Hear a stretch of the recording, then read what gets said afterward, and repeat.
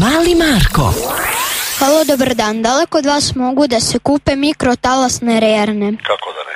Ja imam jednu takvu kod kuće, imam mali problem sa njom, pa sam hteo nešto da vas pitam. Kažete. Koliko dugo treba da se nešto osuši u njoj?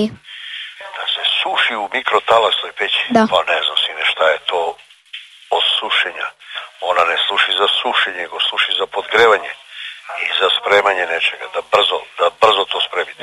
Ja sam u nju stavio patike Da? i sad čekam da se osuše, pošto ih je mama juče oprala, još se nisu osušile. Pa ja moram u školu i sad sam stavio da se suše u mikrotalasnoj. A sine, ali ja ne znam za tu opciju da ona može da suši. A šta si stavio, pečurke?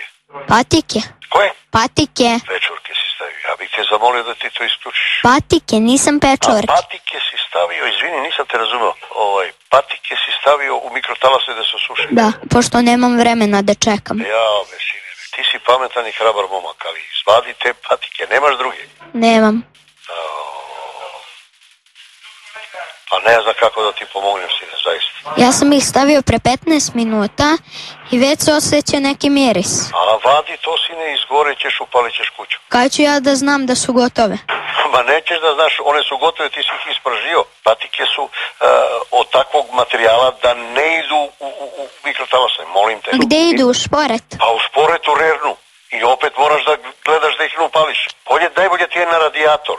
Ili negde, ako se greješ na drva, odozgo na plotu. Možete da mi ispričate jedan vic? Ovo isključi odmah, molim te, pa ću ti ispričam vic. Uradi ovako ko što ti rekao i danas nemoj da ideš u školu zbog patike. Će kupimo druge, ako ne, ja ću ti poklonim. Uz osmeh život dobro zvuči.